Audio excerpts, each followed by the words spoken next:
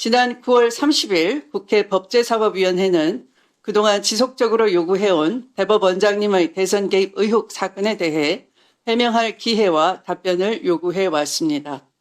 그러나 이에 대해 시원한 의혹 해소는 없었고 해명 자료 또한 낸 바가 없습니다. 국회는 국민을 대변해 이를 묻는 곳입니다. 관례라는 이름으로 국회법 121조와 129조에 명시된 조항을 회피할 수는 없기 때문입니다. 누구보다 법을 존중해야 할 대법원장님께서 관례라는 말로 책임을 회피할 방패로 삼으시지 않기를 바랍니다. 관례가 법적 구속력을 가지려면 오랜 기간 형성된 관습법으로서 공익에 부합하고 정의와 합리성의 원칙에 부합해야 할 것입니다. 즉 관례는 공익에 복무할 때만 정당성을 가진다라고 저는 생각합니다. 그런데 대법원장님께서는 이번 국회 출석과 관련해 본인에게 불리한 상황에서는 관례를 내세우며 책임을 회피하면서 정작 지난 5월 1일 전원합의체 판결에서는 수많은 사법부 내부 관례를 스스로 깨뜨린 바 있습니다.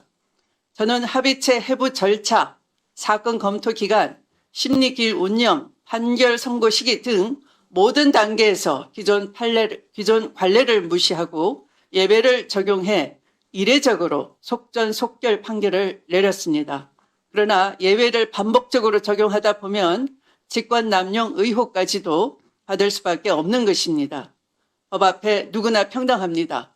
국회 인사청문회를 거치셨고 대법원장님 또한 헌법상 대한민국의 공직자이며 대법원은 명백히 국정감사의 기관입니다.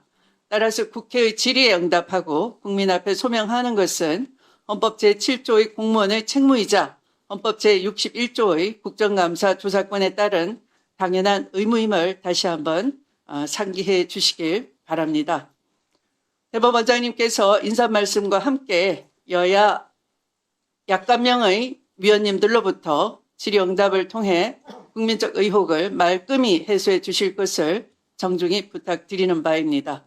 또한 대법원장님 개인적으로도 그간 의혹으로 오해받는 사항이 있다면 이 기회를 통해서 해소하는 기회로 삼으시기를 바랍니다. 그러면 조희대 대법원장님 인사해 주시기 바랍니다. 저는 대법원장으로 취임한 이래 오늘에 이르기까지 오직 헌법과 법률에 따라 직무를 수행해 왔으며 정의와 양심에서 벗어난 적이 없음을 분명히 말씀드립니다. 그럼에도 불구하고 사법부를 둘러싼 작금의 여러 상황에 대해서는 깊은 책임감과 함께 무겁고 안타까운 마음을 금할 수 없습니다. 제가 오늘 이 자리에 나온 것은 대법원장으로서 국정감사의 시작과 종료 시에 출석하여 인사 말씀과 마무리 말씀을 하였던 종전의 관례에 따른 것입니다. 그런데 저에 대한 이번 국정감사의 증인 출석 요구는 현재 계속 중인 재판에 대한 합의 과정의 해명을 요구하는 내용을 담고 있어 국정감사는 계속 중인 재판에 관여할 목적으로 행사되어서는 아니 된다라고 규정한 국정감사 및 조사에 관한 법률 제8조뿐만 아니라 사법권의 독립을 규정한 대한민국 헌법 제103조, 합의의 비공개를 규정한 법원조직법 제65조 등의 규정과 취지에 맞지 않는다는 우려가 있습니다. 물론 법관은 자신의 재판과 관련하여 무한 책임을 지는 것이고 모든 판결은 공론의 장에서 건전한 비판의 대상이 될 수 있습니다.